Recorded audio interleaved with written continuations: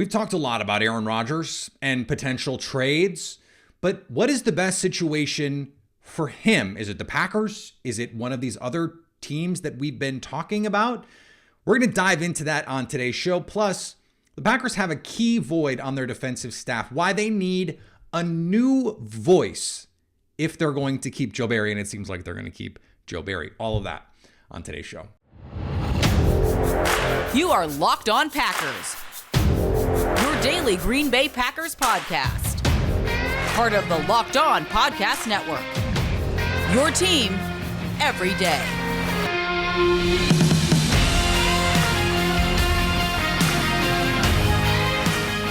You are Locked On Packers, part of the Locked On Podcast Network, your team every day. I'm Peter Bukowski, and I cover the Packers for The Leap, a newsletter I would love for you to subscribe to. Follow me on Twitter, Peter_Bukowski. Follow the podcast on Twitter, Locked On Packers. Like us on Facebook. Subscribe to the podcast, iTunes, Spotify, Google Podcasts, wherever you find podcasts. You will find Locked On Packers, the #1 Packers podcast on the internet. And the show for fans who know what happened, they want to know why and how. Today's episode brought to you by our friends at Nissan. The only thing more exciting than the big game is the all-new Nissan Electric. It is all electric, the 2023 Nissan Ariya. There is only a handful of days left until the Super Bowl. Are you ready? The Nissan Ariya, the EV for the people who love to drive. Learn more at nissanusa.com. Okay, we've talked a lot about the future of Aaron Rodgers and what is best for the team and how this can all play out and all the decisions that are going to go into it. But what we haven't talked about, and I had a couple listeners reach out and say, you know, what is the best situation football-wise? Because we haven't really talked about that. And we mentioned it. The Leap subscribers will know because we talked about it a little bit on Monday's newsletter. I think there are three things each team that has been most commonly linked to the Pack or to Aaron Rodgers have a compelling case to offer. And let's start in Green Bay. What is the case for coming back? If you're Aaron Rodgers, the case for coming back is Christian Watson looks like he's a superstar or a potential superstar. They have the ammunition to make a trade for DeAndre Hopkins or Brandon Cooks or someone like that. They don't have room on the salary cap to go sign anybody, but they're going to have draft capital, the 15th pick and the 45th pick. Those are real picks if they want to go out and get a Keenan Allen, if that is something that they can do. And then you have the continuity. The offensive line is going to be back whole. Your boy, David Bakhtiari. They'll bring Randall Cobb back if you want him probably to come back. We'll see beyond that. Mercedes Lewis, Big Bob Tunyon. We'll see. Alan Lazard probably not coming back. But you have a head coach and an offense built around you and built around what you want. And so there's already a lot of power there. We don't know the dynamic right now between head coach and quarterback. Is that a rosy relationship? Is it as good as it used to be? Is it better than it used to be? Is it worse? We don't know.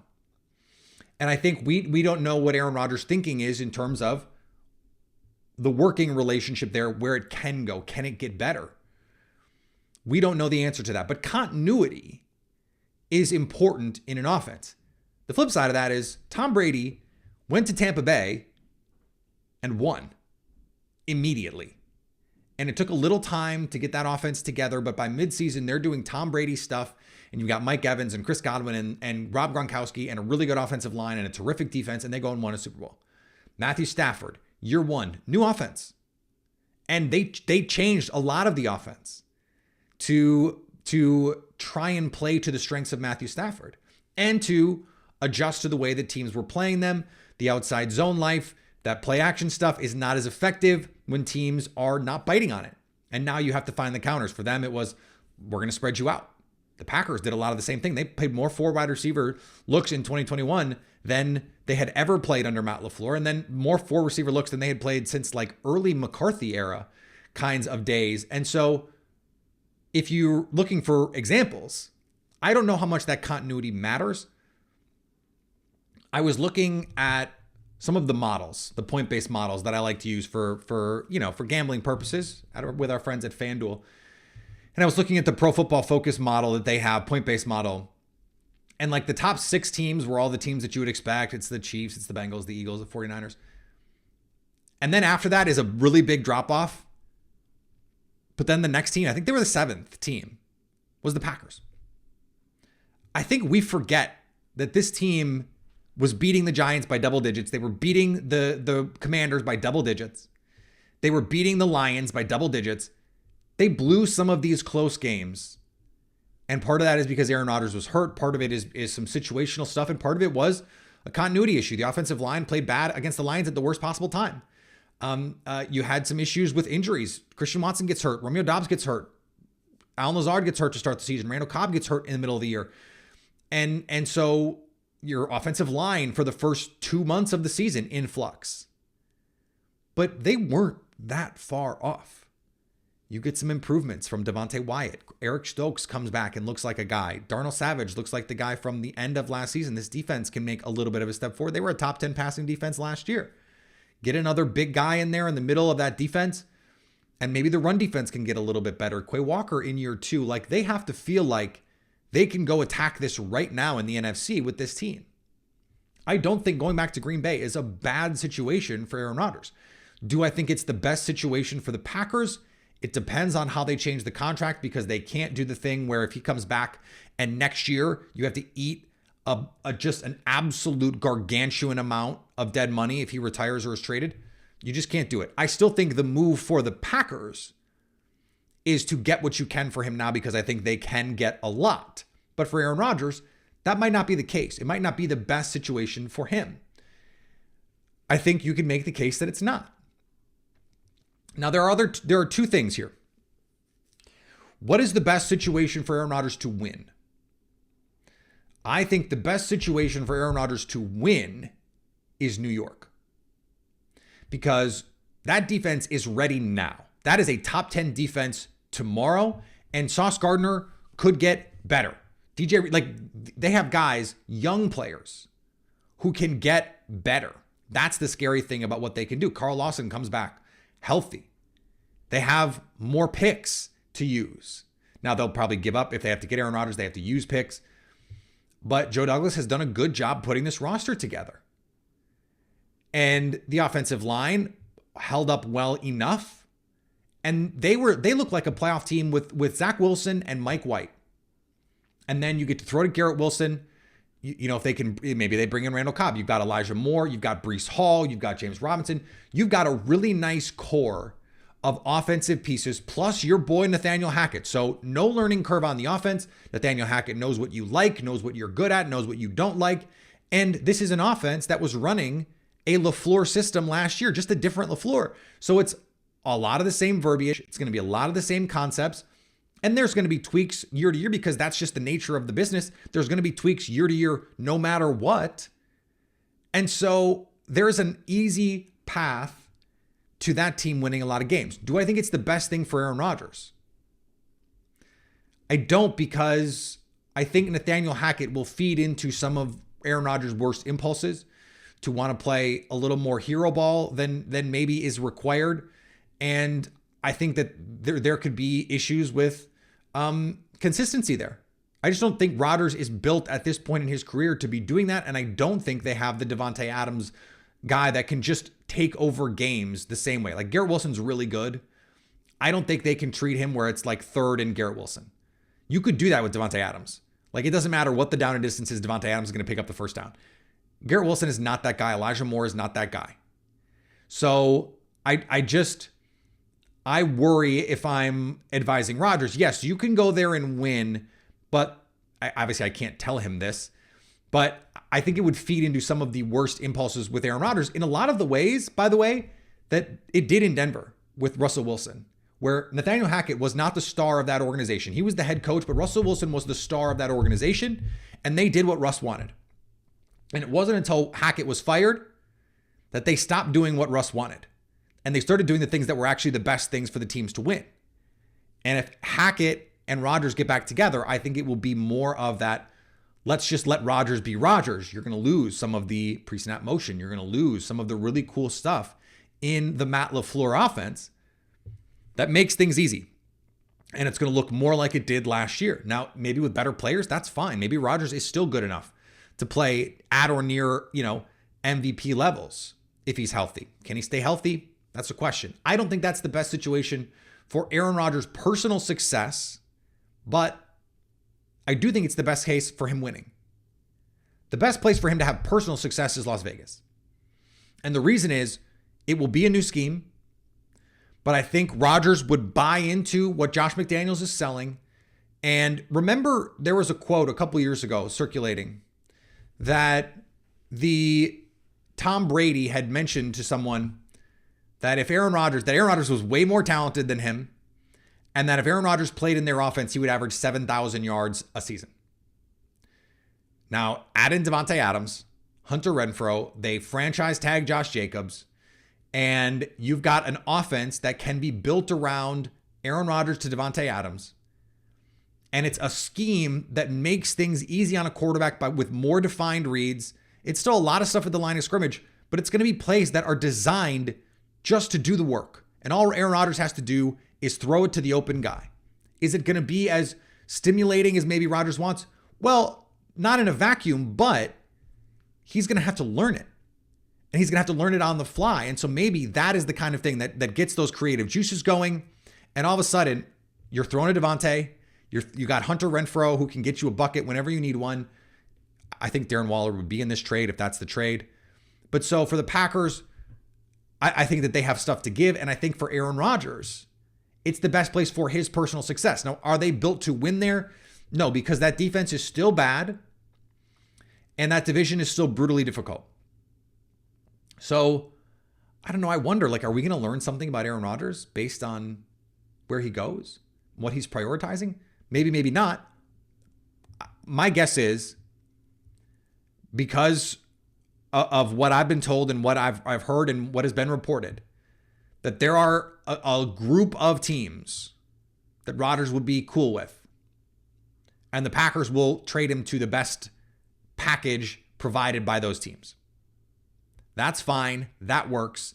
And maybe we will learn nothing about what Aaron Rodgers wants. Maybe we will just learn who gave up the most. And that's fine too. That's the best scenario for the Packers is a bidding war comes and you get a bunch of picks and a bunch of stuff for Aaron Rodgers. Great. You go on from there. But the best winning situation for Aaron Rodgers is in New York. The best statistical situation for Aaron Rodgers is in Las Vegas. And the best career situation, the best legacy situation is in Green Bay, which makes this all incredibly fascinating.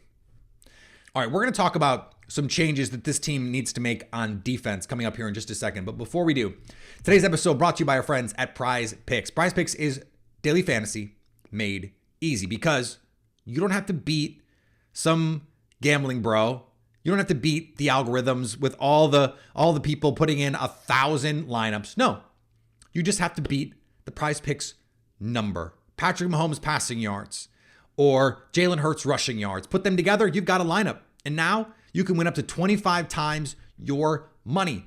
NBA season, having a lot of fun. College basketball, WNBA, women's college basketball, golf, esports, NASCAR, tennis, Euro basketball. They will let you make a lineup for just about anything. So download the PrizePicks app or go to prizepicks.com to learn more and play daily fantasy sports. Plus, Locked On users can get a 100% instant deposit bonus up to $100 with that promo code Locked On. Just for listening to the show, they'll give you money. It's a wonderful, wonderful thing. But you have to go to PrizePicks and enter the promo code Locked On with that first deposit.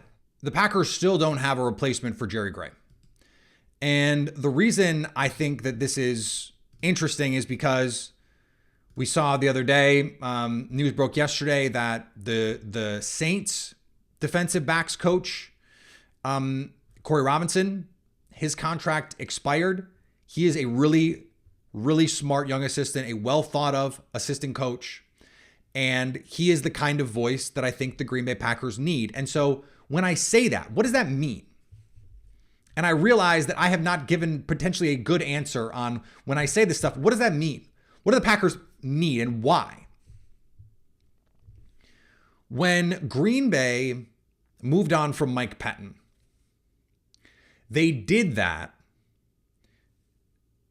and just replaced Mike Patton.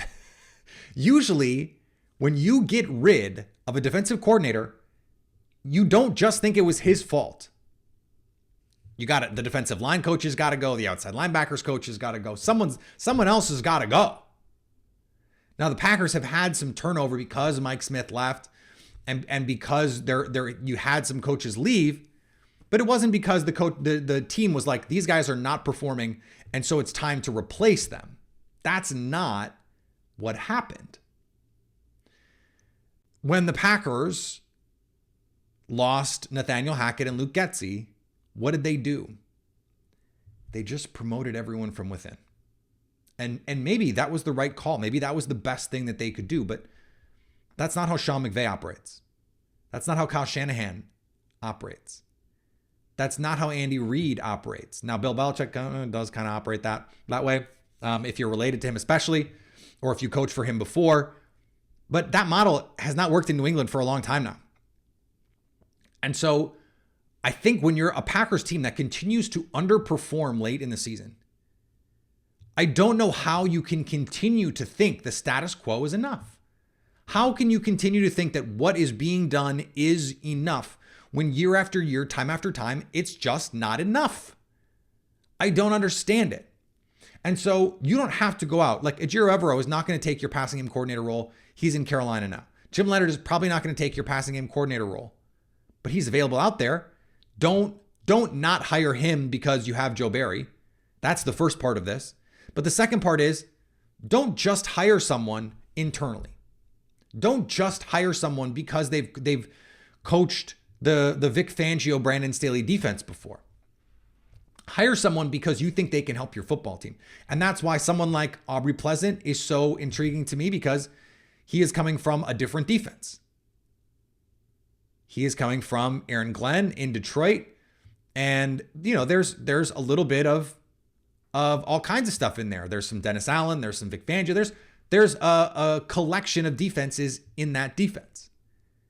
You hired Joe Barry to play a defense that, I don't know, the Packers are not ideally suited to play. They made some changes at the end of the season that really did work. And I know you can say, oh, unsustainable interceptions. Okay, but one of the reasons why you got a bunch of those interceptions is because your corners were playing different leverage, because your safeties were playing different depths, because your fronts looked different, because your personnel on the field, your approach was different, the amount that you blitzed was different. Like, there were material reasons that we saw those changes. It wasn't just dumb luck. You cannot keep just like, hey, everyone in the room, we think you're doing a great job, and we're just unlucky. No. You can't be overly confident in your ability to guide the ship the right way without having outside input. And I don't think Matt LaFleur thinks that he is such a great coach that no one can tell him anything. I think he trusts the process. I think he trusts his process. I think he trusts the guys in the building. But I think what can happen is you trust them too much. And at a certain point, you have to say, this is not working. This is not good enough. And that organizationally, what the team needs is a new voice. And I think this is true of a team as well. You need to be turning over some of these guys. You win, you need to bring in new hungry guys. You lose, you need to bring in new hungry guys. You need to be constantly changing the energy of your team. And if you're not, you're stagnating. You're getting stale. You're not giving yourself the best chance to win. And that was something the Patriots did a really good job of. Like, even in the years where in the early 2000s where they're winning every year, it seemed like, they turned those rosters over. It was not all the same guys every year winning all those games. Seattle and the Legion of Boom, they turned players over. They brought in Percy Harvin. They brought in Cliff Averill. And they had to make some changes because some guys played really well. They got free agent contracts. Okay, you got to bring someone else in. But you got to find the right players. And your coaches are going to get hired away. Well, you got to bring the right new guys in. Someone like Chris Richard. A lot of different branches on his tree. That would be a new voice to bring into your room. There are good coaches out there that the Packers could hire. And I am I'm concerned that what they're going to do is instead say, we can just run this back. That this team is talented enough, and I trust the guys in the room if I'm Matt LaFleur, and we're just going to be fine. We just have to get a little luckier. We got to stay a little healthier, and we'll be fine. No. You have to constantly be pushing forward. And I think Brian Gutekunst has done a really good job of this. They turn over this roster every year. And yes, the last couple of years, they've had to rob Peter to pay Paul. Poor Peter getting robbed. It's a bummer. But they've had to borrow from their future to pay for right now. And that means keeping some guys that maybe you wouldn't otherwise keep because of the cost, but are good players. That's good. And then you bring in Devondre Campbell, Russell Douglas. Now, did you think those guys were going to have this kind of impact when you brought them in? No, but you're taking those kinds of chances. Rick Wagner's, the Dennis Kellys. Those guys have been beneficial to this team. Mercedes Lewis is a great example. Not a game changer, not a dynamic player, but someone who's become an integral part of this team. The coaches have just not matched that level of finding ways to get better every single year. And it's because they've been unwilling to embrace change. This offseason, if you move on from Aaron Rodgers or if you don't, you have to embrace the change. You have to embrace the turnover, the volatility, and the potential chaos that comes from taking a big swing, making a big change. The Packers didn't do that last year, and it bit them. It bit them in a major way. They can't be afraid to do it this season.